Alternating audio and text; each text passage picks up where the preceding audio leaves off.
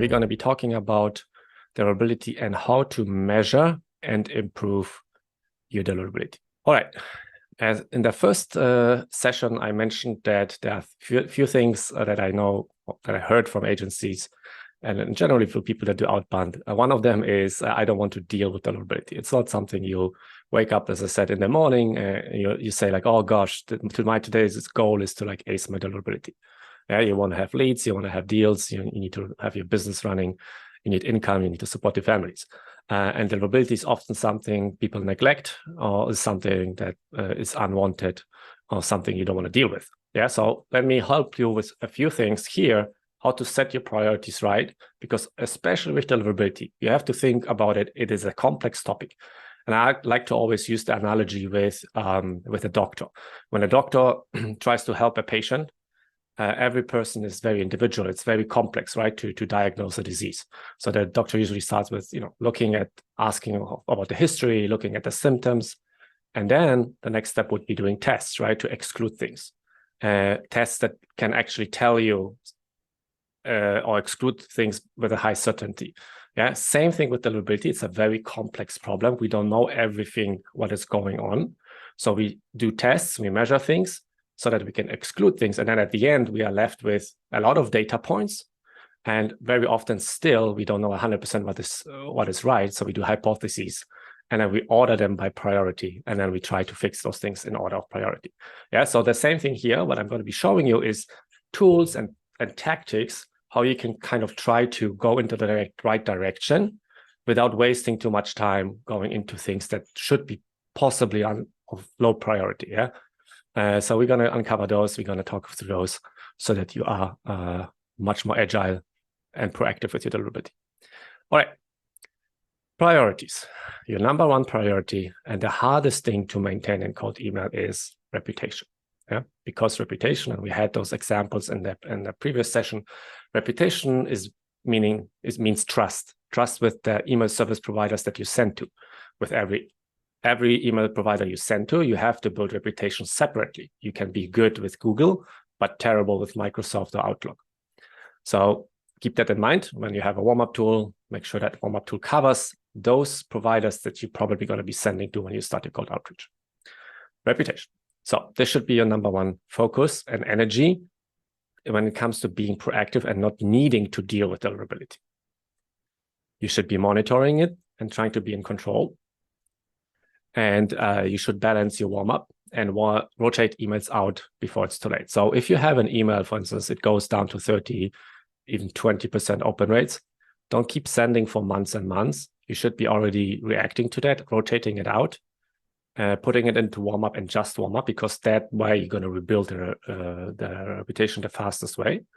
And then rotate in those backups that we talked yesterday about that you should have already in line so that your operations and your pipeline keep steady.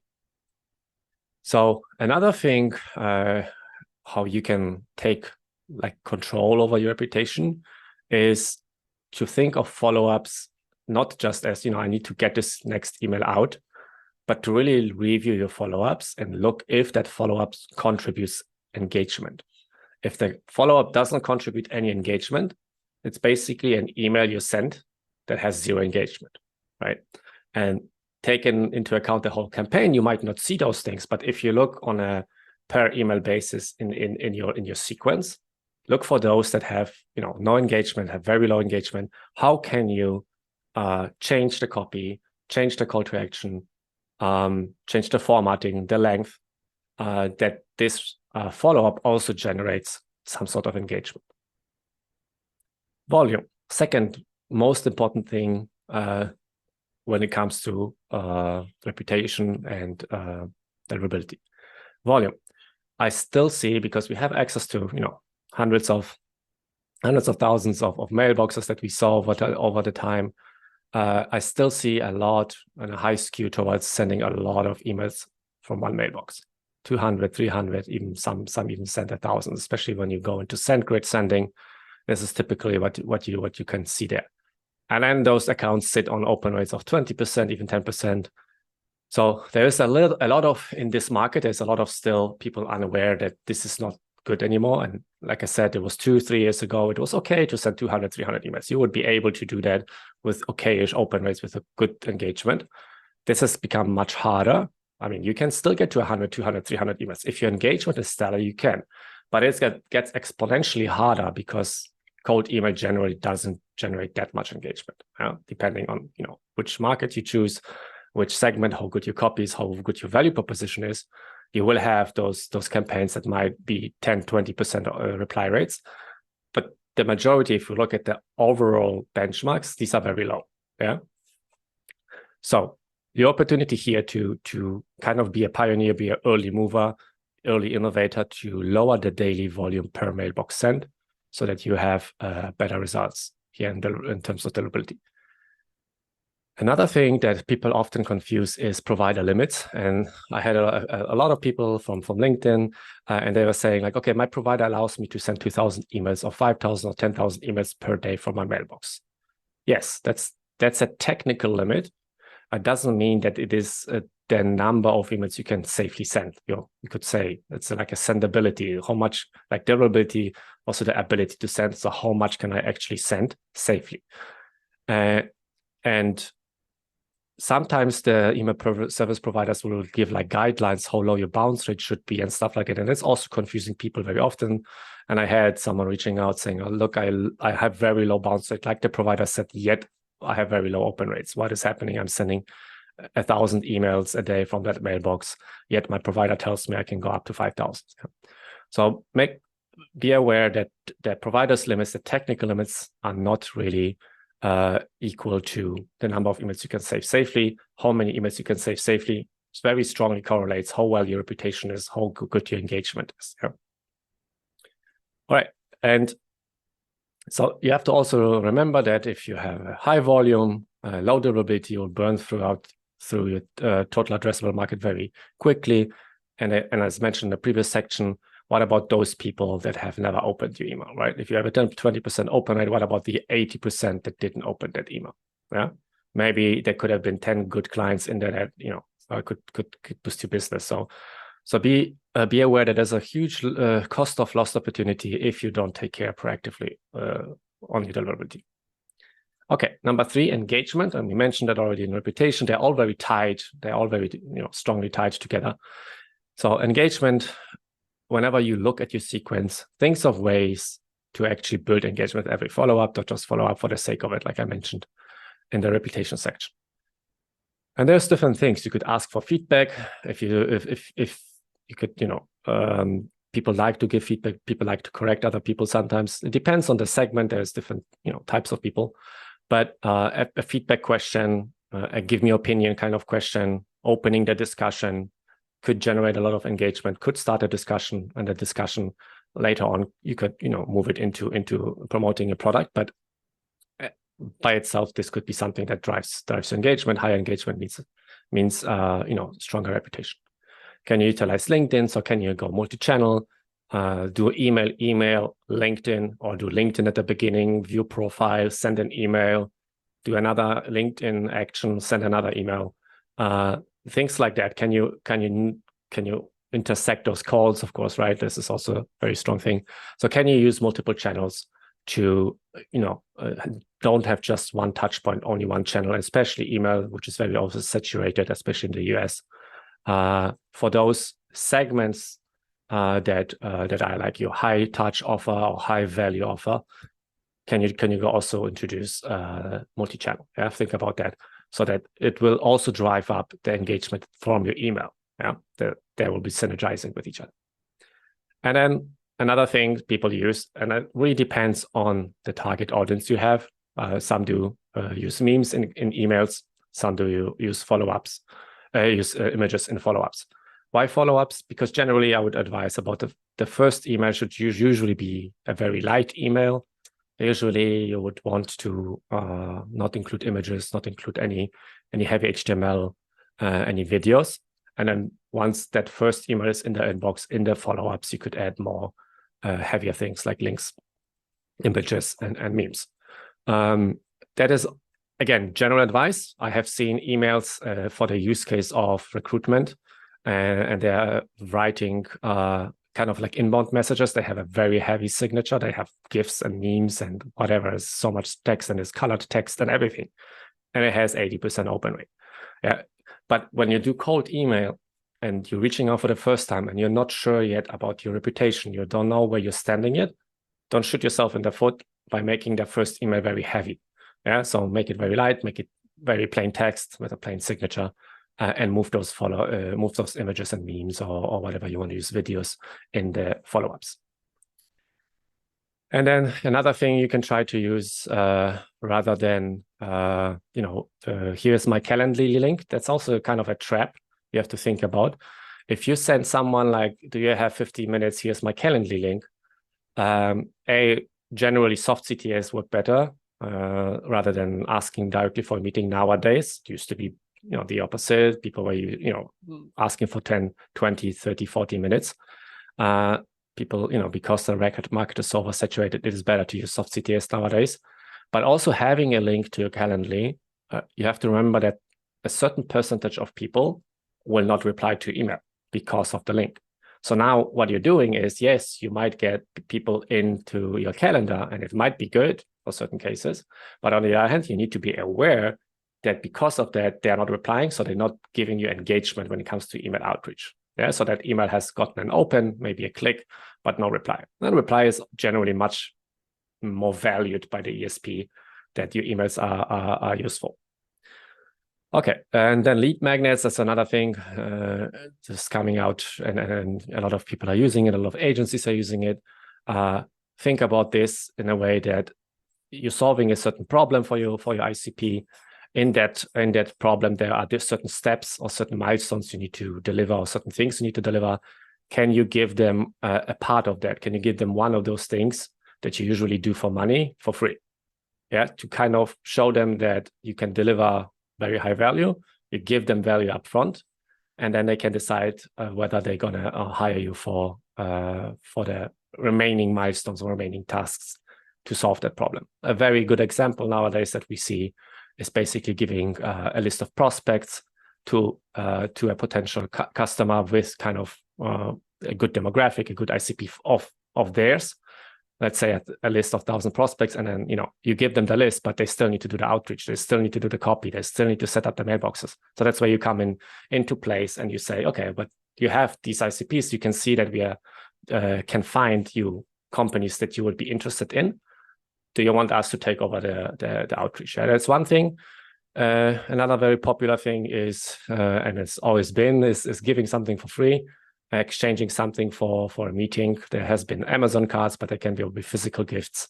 Basically, it's buying a meeting, but it also works in certain cases if you know how to use it. If the ROI is there, that you are able to pay for that gift, and then your clients actually be able to convert that meeting.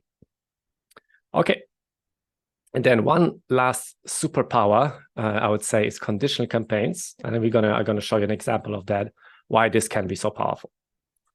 All right, reputation, the very first thing, how to measure reputation. You measure reputation in Google Postmaster tools. What you see here is the reputation of our main domain, Woodpecker.co, over time. And this is what you get in Google Postmaster tools, along other stats that I'm going to show you later. But this gives you reputation data over time in the eyes of Google. And as I mentioned, every email service provider has their own kind of reputation algorithm and how they see you as a sender. And Google gives this data out for free, and a lot of providers do not. And so this is a great opportunity to be able to actually see reputation data, true reputation data, and also over time. If you see something over time, you can see if you improve or if you decline. Yeah, so you can sign up your domain to Google Postmaster tools. It's also important, especially in the light of the new requirements from Google when it comes to spam rates, that you have your domain in Google Postmaster tools. And one remark, if you have the spray and pray approach and you have a lot of mailboxes, you probably don't want to connect every domain in here. What you can do is sample, some of them, or what we saw the other approach with having a set of mailboxes that have very high deliverability for those high touch or high ticket deals. Connect those. domains to Google Postmaster trolls. Yeah. So there's also a trade-off, right? There's a lot of, you have to monitor it, you have to look at it. But on the other hand, it's very valuable, especially for mailboxes and domains that you value for long-term, to have that set up. And it's free. Okay, here's some data from Woodpecker. And this is quite a big sample size. These are over 5,000 mailboxes. And those mailboxes have at least sent 500 emails. So there are no, zero sending emails in there. And you can see here on the x-axis at the bottom, 1 till 50 per day, 51 to 100 a day, 101 to 200 a day, up to 1,000 plus emails per day per mailbox. Yeah, so on the x-axis we see how many emails are sent per day from that mailbox, and then on the distribution at the top here with the blue columns, we see how many mailboxes are in that bracket. And you can see the majority are still sending a lot of emails per day. This is a sample size I took from across, a certain set of mailboxes that we have here in Woodpecker. But you can see in that set, there's a lot of them that are sending a lot of emails per day still. And what you can see then also is that open rates strongly correlates with volume sent. So the less you send per day per mailbox, the better your open rates. And the same goes for reply rates. Yeah, of course, this is correlation. This is not 100% causation. There's a lot of factors why, for instance, an open rate of 5% is very highly correlated with sending over 1,000 emails per day, because also the probably list quality is worse, the copy is worse, the targeting is worse, right? If someone blasts out 1,000 emails per day from a mailbox. But on the other hand, it is still quite strong data showing you that that you want to be more towards the left. You want to be in the range up to 100, which will also help you to have less problems with disconnects and all the other things that come along with low reputation. Okay, one remark on open rates in Woodpecker, because open rates generally are not the greatest metric, right? Especially for business success. They are more a monitoring metric, early warning signal metric. In Woodpecker, we also have certain things in place where we try to mitigate bot opens and auto opens, because there are the receiving sites, or the prospects might have programs installed that automatically load that pixel, that image, the tracking pixel, kind of faking an open, right? The user never opened it, but the image was loaded. We get information that there was an open, but it was just basically the provider or the tool, the client at the recipient that opened that email. And so we have a few things in place that help mitigate that. You never can exclude it. It's very hard to do that. But you generally see sometimes lower open rates in Woodpecker when you come from a different tool. But I would say, in all honesty, I think we are closer to the truth than some other sequencers when it comes to that. We under report sometimes, probably, rather than over report. Yeah, so keep that in mind, that you might see lower open rates here. One of the reasons why. Engagement.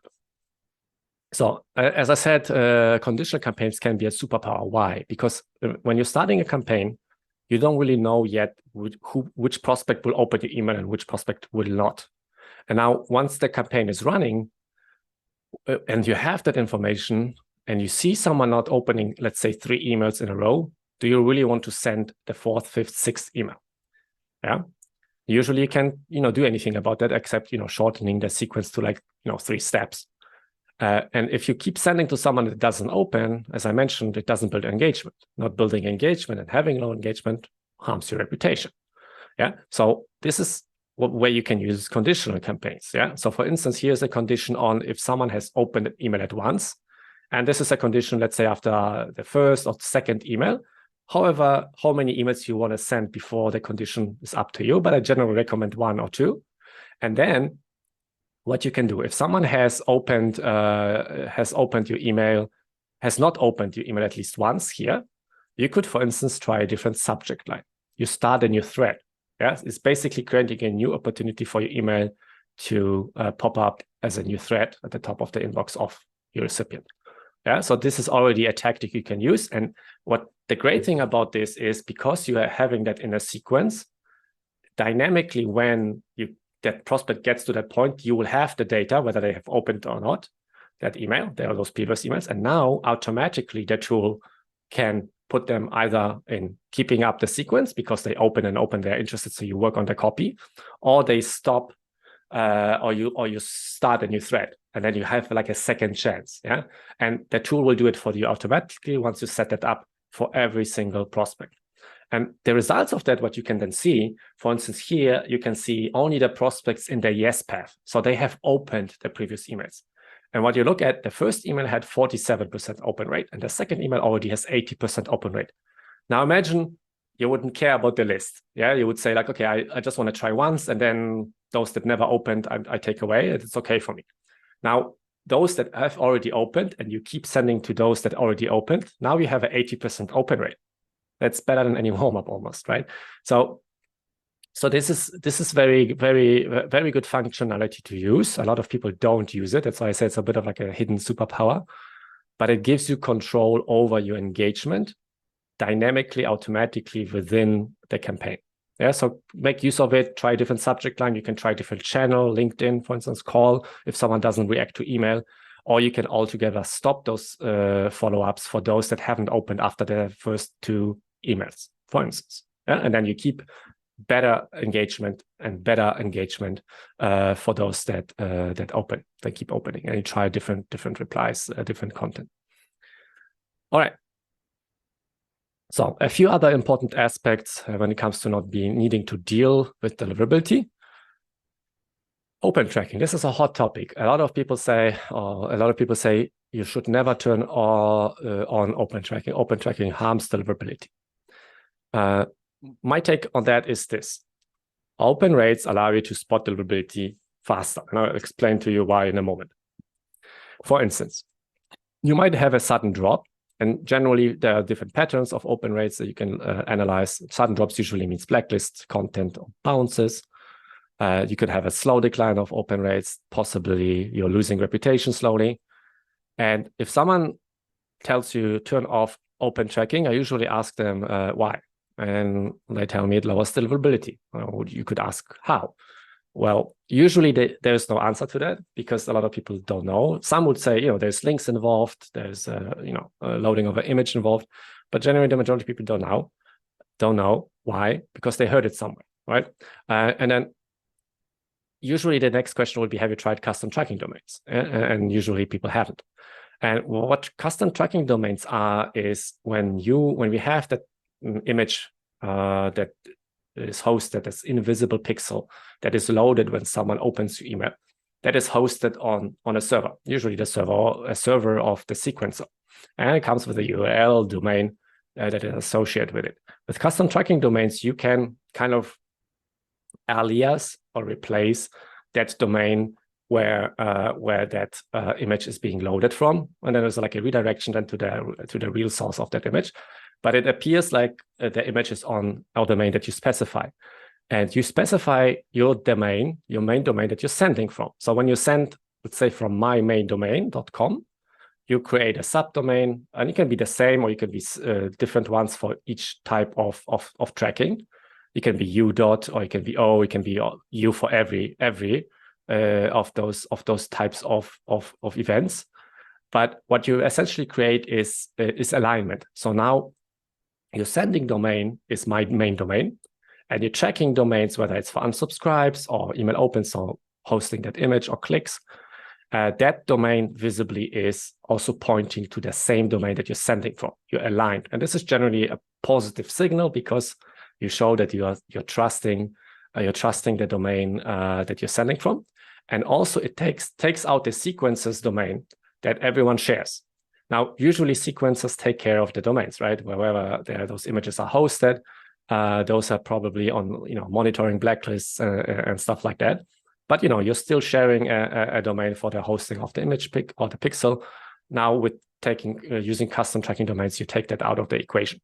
And generally, then I would look, has that improved my deliverability? Has that stabilized my deliverability? If not, then you can look into experiment with turning open tracking off. Generally, that could be good for, especially if you reach out to like big enterprises that have very strict rules for filtering. Maybe try it. Yeah, but as a general rule, I would keep it on. And another example why is sample sizes that you need to detect problems. So if you have reply rates, let's say you have a 1% reply rate, and you want to see a difference of 10%. So is my reply rate gotten better or worse by 10%? To detect that, you would need 157,000 replies. I don't think there's a campaign I have seen that is able to do that.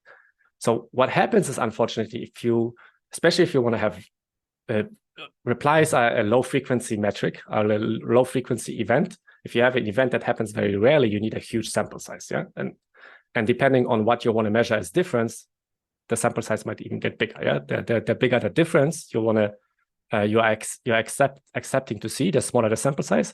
The smaller the difference you want to measure, the bigger the sample size you need. So here we have a low frequency occurring metric, replies that happen, let's say 1 out of 100. And we also want to measure a small difference that something is going wrong. We will need a huge sample size. With open rates and the same settings, usually open rates, good open rates per email are about 50% and higher. Again, we want to measure 10% difference. Yeah, and now the sample size is 1,500, and 1,500 opens. Yeah, which is much easier to attain. So you will be seeing changes and problems much faster, and it will also allow you to basically seeing them much faster than if you rely on reply rates. And very often then if the change is not huge, you will make decisions based on randomness, and then you will go in the wrong direction. There's a LinkedIn post I did quite a while ago about A/B tests, and using this kind of A/B testing tool to whenever you start an A/B test, how to define the sample size, how many do I need, how long should the test run, how do I see if my test results are statistically significant. You can go to that LinkedIn post. It's like a mini masterclass for free using this one tool that I here showcased here, which is Evan Miller's tools. It looks a bit technical, but in my post I describe everything how to set up a test like that. All right. When it comes to bounces, and we covered that a little bit already, you want to be ideally under 5%. Industry best standard is 2%. In Woodpecker, when you have your campaigns, we do validate your emails before sending them, and there's no additional cost to that. There is no limit to that. How many prospects you want to contact, that's in the pricing, but then the validation, you can come with a dirty list. We will make sure that the list is validated. Now, I did a test a few years ago, with a huge test with comparing validation tools. And back then, IP quality score was one of the best validation tools. And I did a small test this time again with IPQS and Bouncer. And you can see that when it comes to valid, whether the email is valid, IPQS said these emails are not valid. There were 112 from 150. And all those emails that we tested were invalid in Woodpecker. So Bouncer has found them as invalid. IPQS agreed with 99% agreement. And then also when it comes to honeypots or so-called spam traps, so these emails, if you hit those, you'll get a huge loss in reputation. Bouncer was also able to find 96 out of 113. So generally, Bouncer is pretty good as your first line of defense. And depending on how dirty your list is, of course, you might want to have waterfall validation. You want to have another validation tool therein if you see high bounce rates. But generally, Bouncer is pretty good at catching those before you send. All right, one last advice when it comes to signature for those additional little things that I'm going to talk about. Look at the HTML of your signature. Yeah, you can have a signature like this, which looks very nice, has a graphic, has your title, has a lot of links to social, and on the top right corner you see the length of your email that you've written to that prospect. If you go into the into the HTML view, what you will see is this. This is a lot of code because the signature has a lot of HTML, tables, lists, bullets, underlining, formatting, and stuff like that. So for your first email, as I mentioned, generally make sure you have a plain text email. Don't shoot yourself in the foot to send signatures like that from the very beginning. You can send signatures like this, and we do have signatures like this, for instance, for our inbound emails, where we know that the engagement will be good and the engagement can carry those signatures. Yeah, but generally, for cold email, make it plain at the beginning. You just have better success with that at the beginning. All right, let's go into tools, because this is also about measuring and improving. And these are all tools that I generally use on a daily basis, and they're all free. So you can all use those tools for free. You don't need to pay anyone. If you wanted to pay for certain tools that monitor your deliverability, sure, that will help you, because that was going to help you monitoring that over time. But if you want to dissect and go to the root cause of a deliverability problem, usually you're okay using those free tools to at least pinpoint what could be wrong. And then from then on, you can look into paid tools. All right, case number one. I'm going to be going through 2 cases, and I'm going to use showing you step by step what I generally do. So when I look at the campaign, this is a Woodpecker campaign. These are the stats in the campaign at the very top. And I go, if you would be asking me like, okay, what is wrong with me? What's going on? I don't get any results. I'll be looking the following way. I'll be looking at invalid. Okay, it's 6%. It's a bit above 5%. So your list has a little bit of a problem, but not terribly. Yeah, 4% bounce rates. That's still in the limit. It's not 2%, but it's okay-ish. Okay, keep a note for that. 10% open rate, that is very low. I would be taking note of that. 0.3% response rate for a campaign is very low. I would be taking note of that. And then you have 2 positives to 1 negative, which is a very good positive rate. Usually it's 1 out of 10 up till 2 out of 10, which is kind of the benchmark you want to be in as an average. And this one is very good, but there's only 3 replies. So there's a very small sample size to take any conclusions out of it. All right, and then in Woodpecker, you also have like we're introducing, and there's going to be more coming, notifications if you have below average replies or opens, and you can have an article there to help you how to fix those things within the campaign. I will show you that for each campaign. Okay, let's dissect this.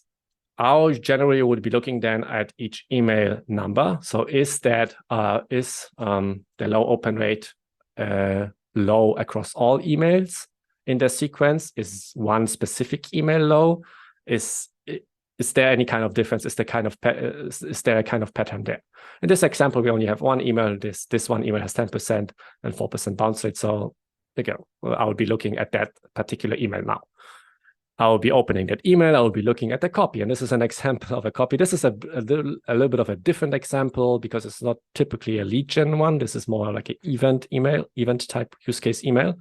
And this is something actually someone is sending, but I paraphrased it. It's anonymized.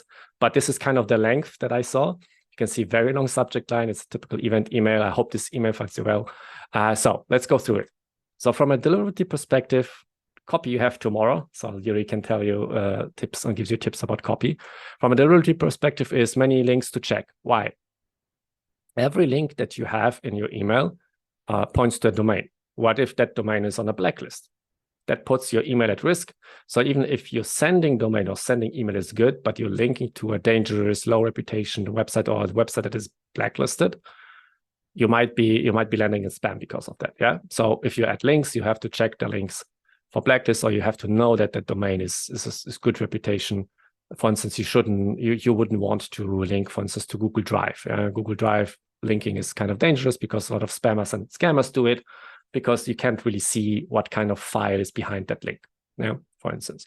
So generally, Google Drive is not advised as an example for a domain I wouldn't be using in general. Whether it's blacklisted or not, it's probably not blacklisted.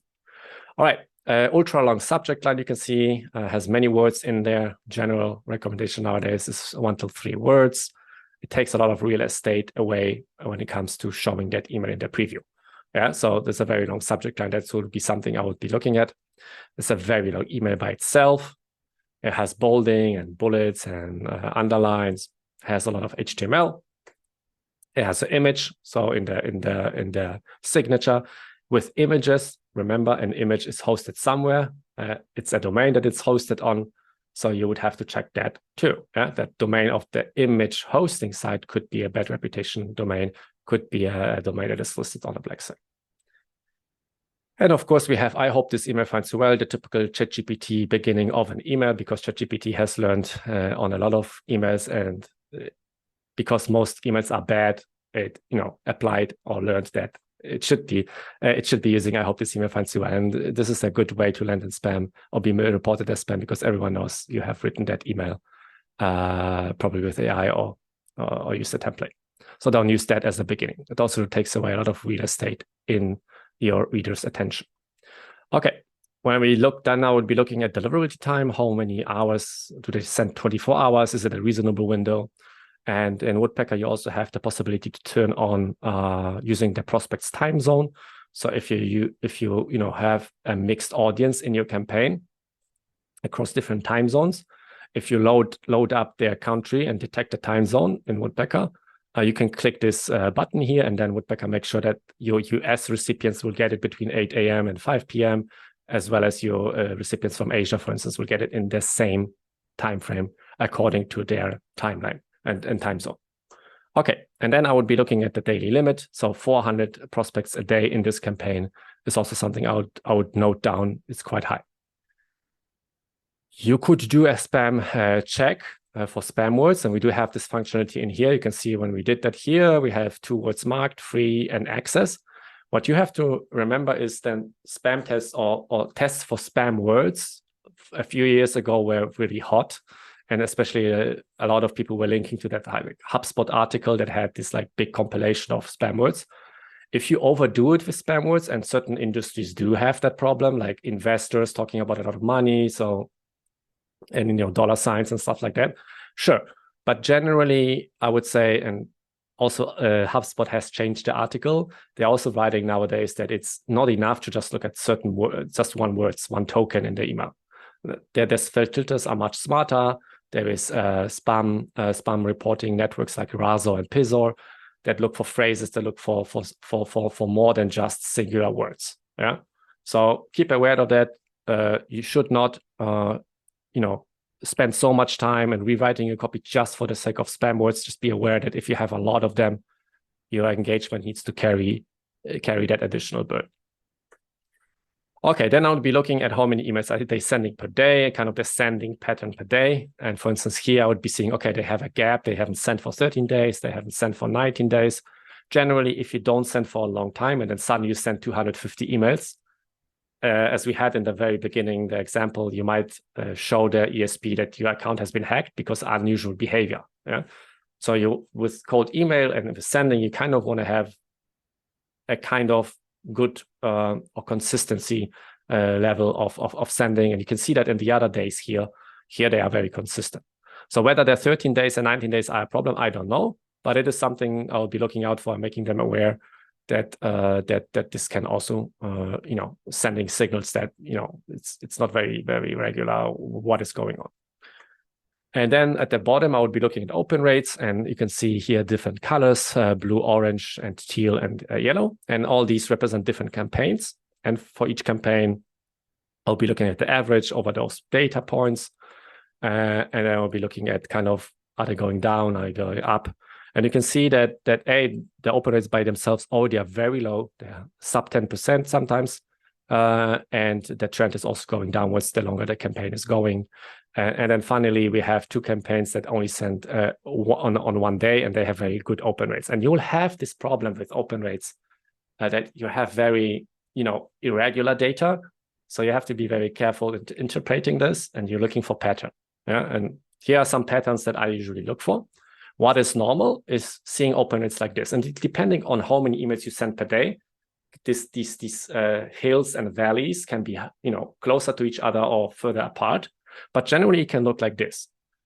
Why? Because, for instance, you're sending to many Outlook prospects, and they have, for instance, automatically opening your tracking pixel for their open.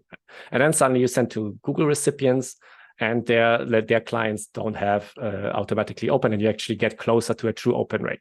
And then, for instance, you hit a bulk of Apple senders for the next day that have Apple privacy activated, and now again the tracking pixel, the image is loaded automatically, and now you have the problem that you have a very high open rate again. So you're going to have these hills and valleys, but what you're looking out for is a slow decline of open rates over time, which generally very often means slow decline of reputation. Now, the best thing is you measure it in Google Postmaster tools, but again, you have to have certain volume in Google Postmaster tools, and not every domain you want to connect there because it's, you have to do that work. But then you can at least look at open rates. Are you seeing these patterns? And then another pattern is the sudden drop that I mentioned before. And that usually I would be looking at, is there a blacklisting somewhere? Because it's very sudden. Important things like spam house, or could there be a blacklist on a content blacklist like RAS or PISO? Maybe you have failed SPF DCAM. If you have DMARC reporting on, you could check there. Is there something happening with like a sudden, someone went into your DNS panel, has broken SPF? Like I said, that can happen. Maybe there has been a massive spike of sending volume. The previous days you were sending 50 emails, and then suddenly you send 500 emails, and open rates goes after that quite quickly. Okay, speaking of blacklists, I'm going to give you a very short masterclass in blacklists, because a lot of people are asking questions about that. Which should I worry about? What happens? What type of blacklists are there? Where can I check them? So you get this in one page now, all you need to know about blacklists. When it comes to checking blacklists, you can use MX Toolbox. This is for free. It checks for 93 blacklists, as you can see here. And you will find different types of blacklists. There are blacklists that check the email content, so-called spam blacklists. There are domain blacklists, and then there are blacklists for IP. And when you run a test, you should watch out for these kind of blacklists. If you're on one of these, then it's something you should really consider looking into it. SpamCop is one of them. They are specifically only for IPs. Barracuda is another one, also listing IPs. Then there is URBL, listing domains. And you can have SpamRL, which lists either domains and or IPs. SurBL, and then Spanhouse that was mentioned in Valuement. And these are the ones I would generally, be aware of. There's probably new ones. There will be, some of them will be, not that important anymore. It all depends if the receiving side is looking at that blacklist, is using that blacklist to filter their emails. Yeah, and these are usually the common ones that are, quite commonly used. So be aware if you're listed on one of these. Go to their website, look what process you need to do to get delisted. A lot of blacklists delist automatically after a certain amount of time. Some don't. So see that as a signal. And sometimes you can ask them why. Sometimes they tell you. See that as a signal that you need to change something in your outreach. Yeah, it's a warning sign. Yeah? It's not the end of the world. Usually you can get out of it, and especially if you have a spray and pray approach, sometimes it's also easier to just have a new mailbox spin up. And give up on that mailbox or domain if you just can't get out of it. That's why you have to have those backups. Yeah. All right. Then there is SORPs, and a lot of people have problems with that, because when they have a Google account, they see themselves listed there. But SORPs has a lot of Google IPs listed, and there's not really much you can do. So you can usually ignore SORPs. For content, as I mentioned, be aware of PISO and Razor. These are collaborative anti-spam networks that have certain phrases and keywords and tokens that people deem to be spam, used very often by spammers. So these are very helpful to also know whether that content that you're sending, not just looking at spam words, but the whole content has phrases that could be deemed as being spammy. And PISO and Razor are part of Spam Assassin. That's a service you can install, and a lot of providers have that installed. We have it also for ourselves to check certain things, and this includes PISO and Razor to be able to check those emails for content. Then there is UCE Protect level 1 to 3.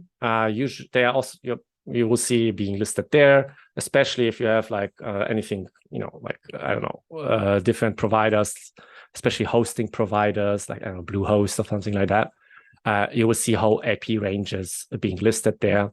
This email blacklist is usually seen as not very reputable, because they take money if you want to get off that blacklist quicker. And I think SendGrid or Mailgun has done like a study on that, how the impact is, and it was like 1%. So generally they are not very used, because as I said, the recipient has to use the blacklist, has to trust the blacklist to filter their emails. And this is kind of shady, and a lot of them are not using them. Okay, so even if you have a very low bounce rate, and we had a very low bounce rate in this example, I would still check the bounces. Why? Because the bounce messages sometimes can tell you a lot of information. And in this example, you can see that this email is suspected to be spam. And now you know more because you're suspected as being spam, but you still are not 100% sure why. Like, because your message can be suspected as being spam because of your reputation. Your message can be suspected as spam because you have sent suddenly a lot of emails and a spike. Your message can be seen as spam because the content is spammy.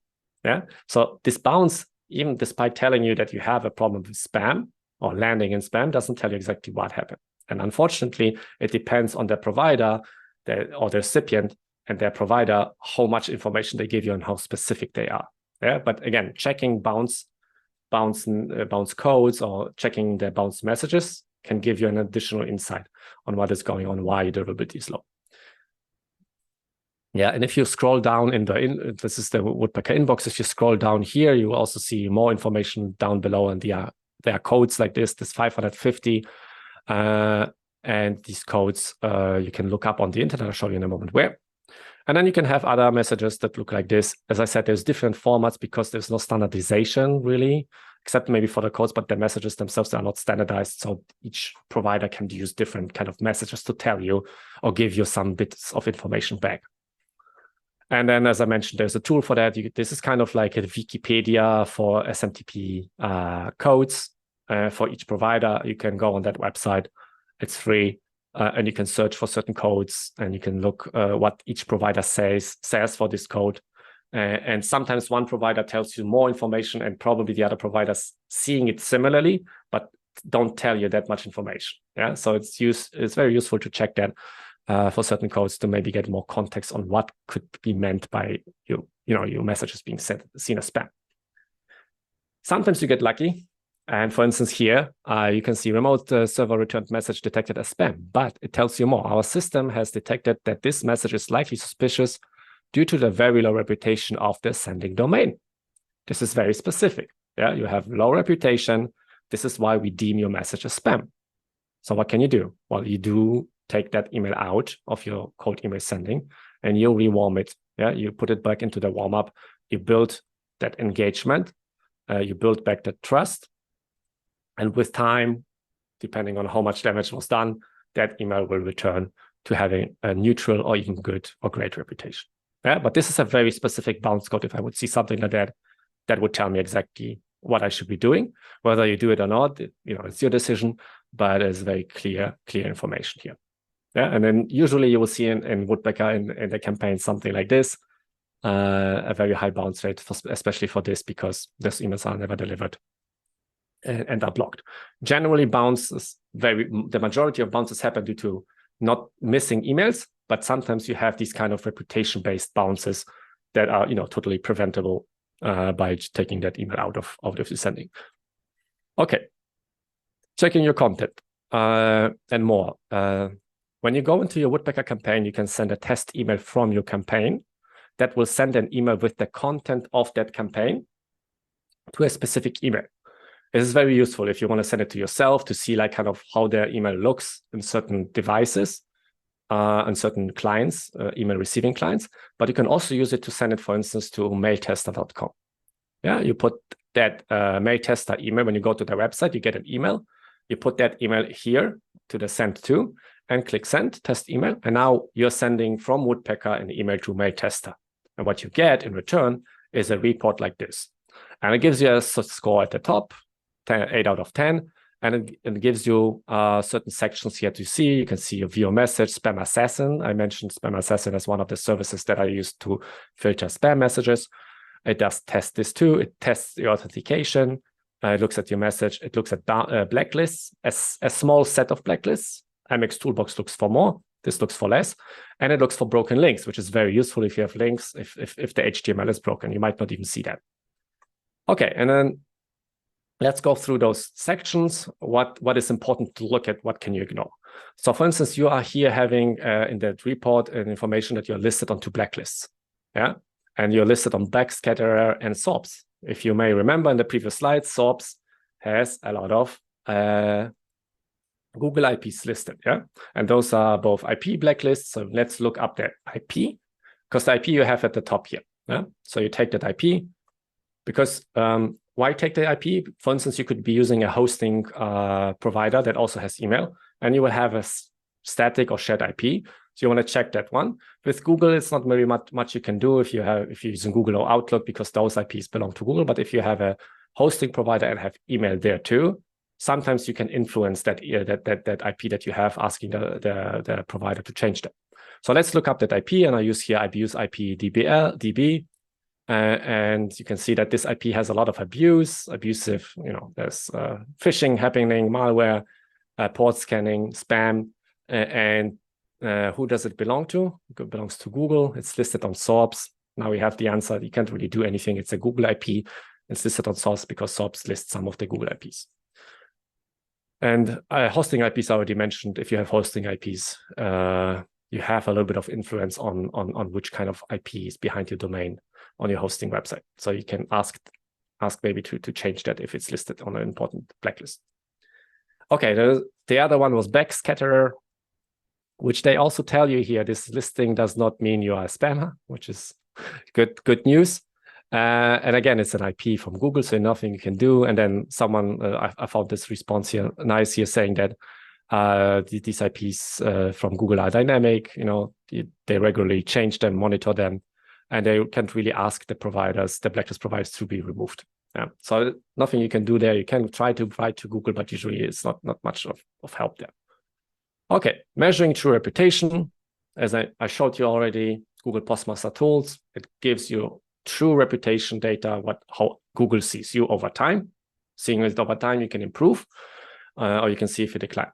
But also it shows you spam rate, and especially this is important in the light of the new requirements that came out, so that you can see how many users have reported you emails as spam. And we remember the threshold was 0.3%. If you're over that repeatedly, you might be in trouble. Your reputation will be lower. You will start getting in spam, or you can get blocked. Yeah. What we don't know exactly, me personally at least, is whether I should be looking at user-reported spam, which sounds like it should be this information I should be looking at, or if I should be looking at the feedback loop, spam feedback loop information. What is funny here, you can see that those red bars here show, are very visible, and this is exactly at 0.3% where those red bars appear. So this looks like this should fit, that this is what we should be looking at, whereas the other one sounds better because it's user-reported spam. So exactly what we should be tracking, what should we be looking at. So a user clicking this email is spam in their client. I'm not sure which one to look at, but you have both available in Google Postmaster Tools. With time, as Google rolls out and enforces this, we will have probably more and more information on that. We keep you updated. Okay, so let's recap the observations. So now I've looked through a lot of things for this one account, and now I'm usually recapping what I've seen. So I saw no listings on important blacklists except SORBS and backscatterer, which is for Google IPs. Borderline invalid and bounce rates, but not super high. Bounces say message is spam. I don't know exactly why. Many links, which is a potential risk, right? Some of the links may be to domains with low reputation or on blacklists. There's a high volume per mailbox. There's long email and subject line, very low open rates, 10%, very low reply rates, 0.3%. Not an IP issue because it's a Google IP. So now I would put it in priorities, like what are the action points I should be doing and should be focusing on? I would first lower the sending volume dramatically because it's very high, it's over 200. I would turn on the warm-up and see if I'm improving. Yeah. So let's say, as I said, we will go through like 50 emails a day, or maybe a split of 30 cold emails, 20 warm-up emails, and see if we are improving over time now. Generally, by going the lower volume, you already should see an improvement in open rates after a couple of days, especially if you augment that with your warm-up. So you don't need to completely take out that email yet. You could try this approach first. And then at the same time, because I have only this one domain, let's say, I would be starting to warm up a new domain, so I would have a backup. I would cut down on the links in that email, make it as light as possible. I would shorten the copy, and those were the 5 things I would try first and see if I would be improving. And in that case, I would say most likely you would get much better. Okay, case number 2, a very short second case. Again, I would be looking at invalids, bounces. I'll be looking at open rates. This time it's higher, but the benchmark for open rates for a whole campaign is about 50% higher, 50% and plus, what you should aim for at the minimum, to have a healthy campaign. And then responses 1.3%, and for a campaign level aggregate, so taking into account all the follow-ups, I would be aiming for 5%, which is kind of the average you want to be at. So they're underperforming a bit. So I'll be looking at each and every email by itself, and you can see the bounces are higher in the first email. And generally, you will see that pattern, that the first email has the highest bounces because the first email tries to reach out to your list for the first time. And then, of course, the follow-ups already are only being sent to people that have not bounced. Yeah, Woodpecker does not send to bounced emails again. So that's why you usually see, if you see a high bounce, that you see a high bounce in the first email. Yeah, there are exceptions if your account is blocked. Like, for instance, Outlook, you will have a bounce message invalid or bad outbound sender, or you're not seen as a valid sender. If you have bounce messages like that, then your account is blocked. You need to unlock it in Microsoft, and then you have high bounces also on the follow-ups. But generally, the first email has the highest burden when it comes to bounces. And then I would be looking at open rates. You can see that all of them are sub 30%, some in the low 20s. So there's a problem across all emails. Yeah, if there is a certain one email that will be sticking out, I will be looking at that one. But I can see that all of those emails have similar low open rates. And the responses are also similarly low. But we can see that follow-ups sometimes generate more replies. And generally, first email and second email are the ones that are on equal par. Yeah, and you can see here that the follow-up is actually a little bit better. Okay, then I will be looking again at the sending volume per day. And the problem you will have sometimes that you will not have a lot of data, a lot of volume a day. And you can see they don't send a lot of emails from that one mailbox. So now what we are getting is very low sample sizes. And you can see, highly up and down going open rates. So it's very hard to look at this graph. Yeah. But again, if I would be looking at a benchmark, anything under 40%, I would be concerned. And you can see that we're dipping very often in low 20s, under 20. Okay, then I will be looking at copy, and you can see this is kind of the copy. I didn't paraphrase it, but it's a little bit anonymized. And this is kind of the length of it. You can see it's a very long subject line. This is a cold email. Yeah. And 1, 2, 3, 4 paragraphs with multiple sentences and a very big section on the signature and footer with a logo. And whenever I look at this, it makes me very sad because there's a very big they could improve tremendously, but just shortening that copy. Yeah? And tomorrow, again, you will have the section with Yuri. He will give you, tips how nowadays in 2024 cold emails should be written. And again, it is your opportunity to stand out. Yeah, because these are emails, and I see them very often. And when I looked at, customers that left, what the main reason was for them leaving is usually lack of success. And lack of success because of very low deliverability and very bad copy. Yeah? And then within copy, there is length, there is tone of voice, CTA, if it's salesy or if it's soft sounding, many factors there. But deliverability and copy are those two things that are the most important things that I'm seeing when someone doesn't have success. So that's why we're doing all those sessions for you guys, so we can at least help you with those fundamentals here. Okay, then in Woodpecker, you can also check the domain. I will be looking at the domain. And you can see this domain is very, very old. It's over 10,000 days old, which is surprising. I've never seen an old domain like that.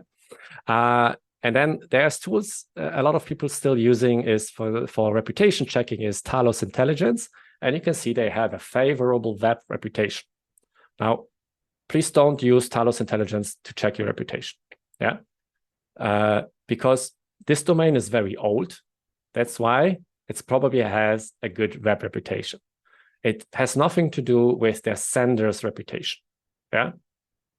To get reputation data, it's very hard to get that data. And as I showed you, Google Postmaster Tools give access to that data, but it's only in the eyes of Google. We don't know how you're standing with Microsoft or Yahoo, for instance. But don't use Talos Intelligence.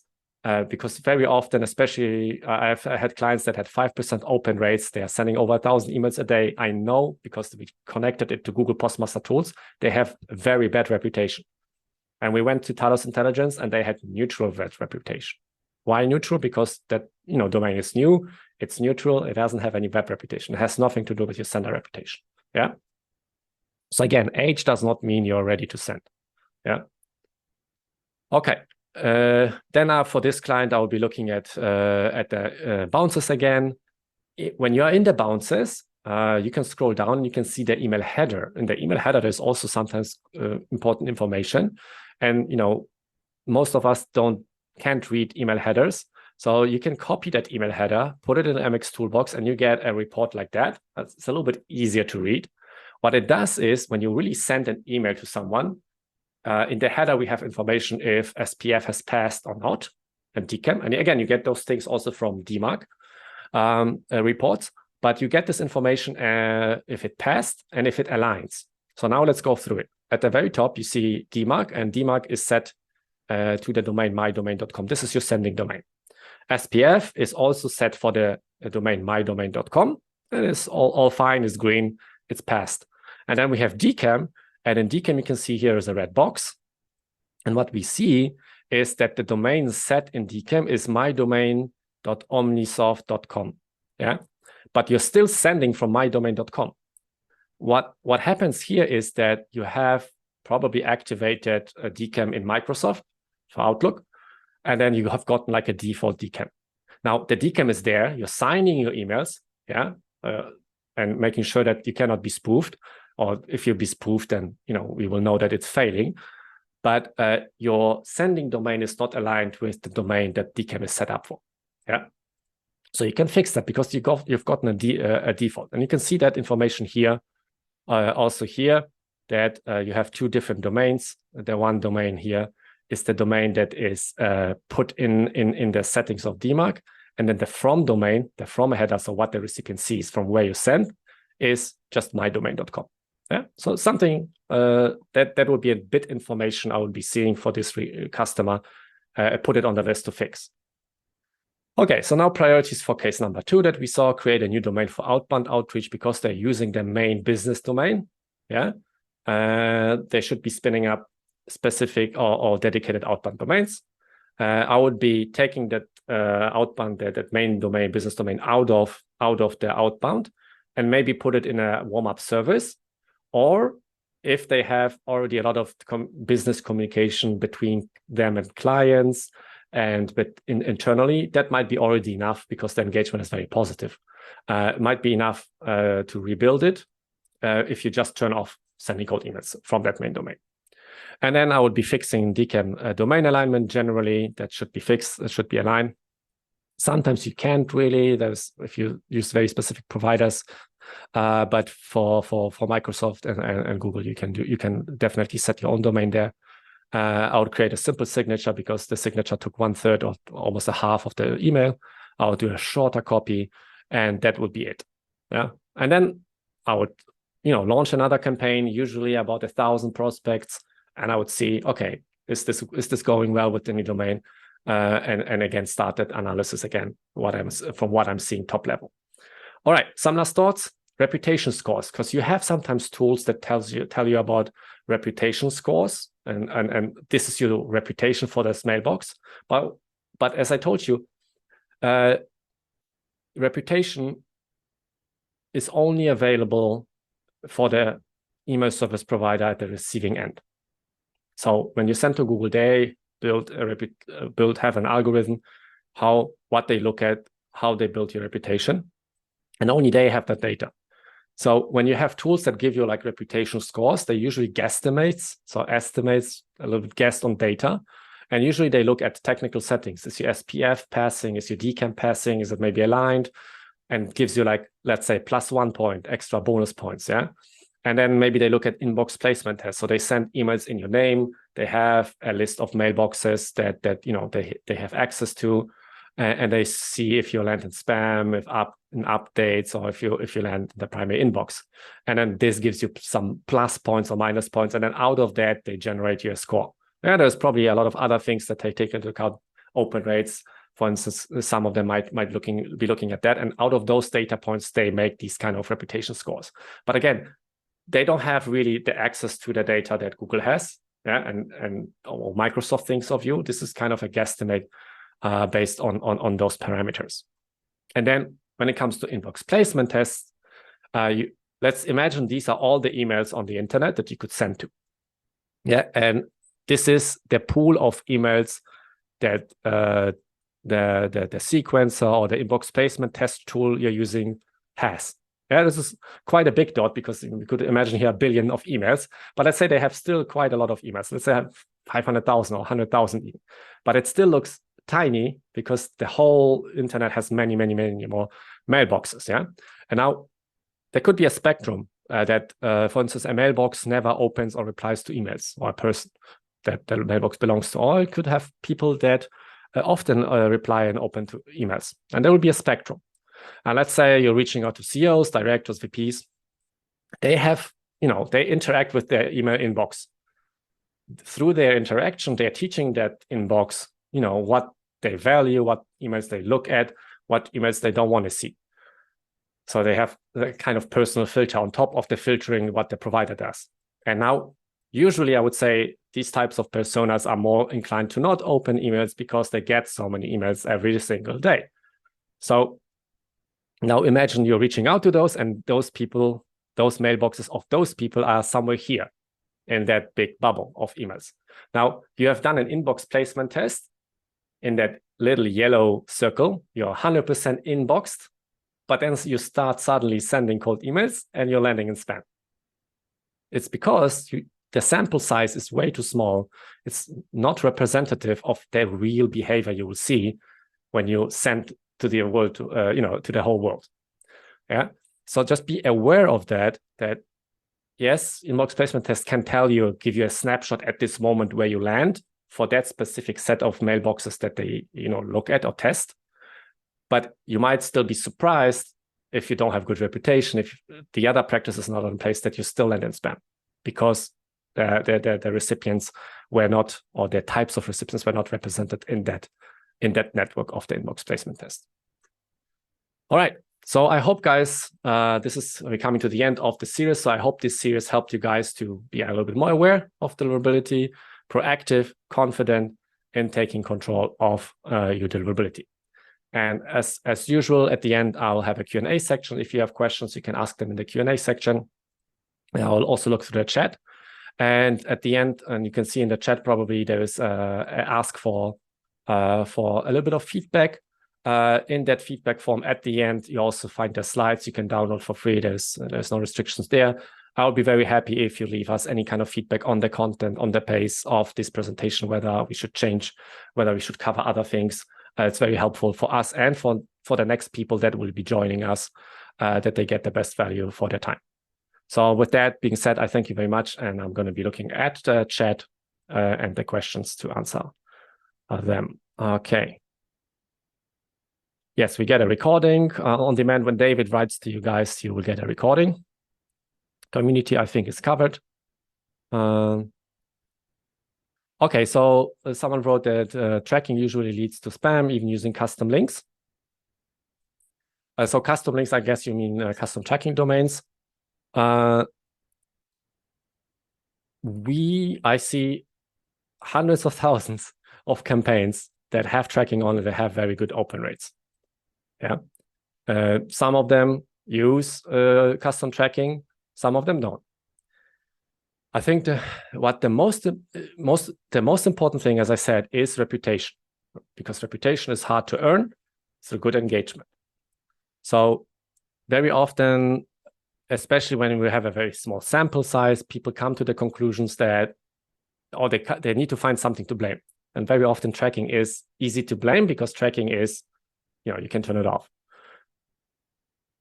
I would, as I said, I showed it maybe in my slide, I would approach it the way that I described it here. If you have suspicion that tracking might be a problem, set up a custom tracking domain, and then observe. But also look and be open to all the other things that could be wrong. You could be having a low reputation, that is causing these problems. If you turn off open rates again, you will not be able to see that you're already having a declining reputation if you don't measure it in Google Postmaster tools. Yeah. So I would be very hesitant of saying that open tracking is the evil. Yes, if the domain that the picture is, hosted on, is on a blacklist, has very bad reputation, sure.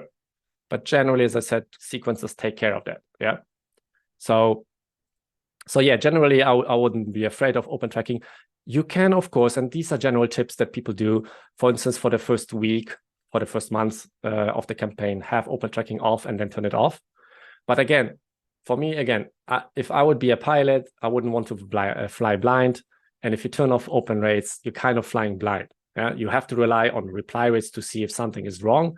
And as I told you, to get information whether something is wrong with reply rates, you need a huge sample size. Yeah. So I hope that covers your question.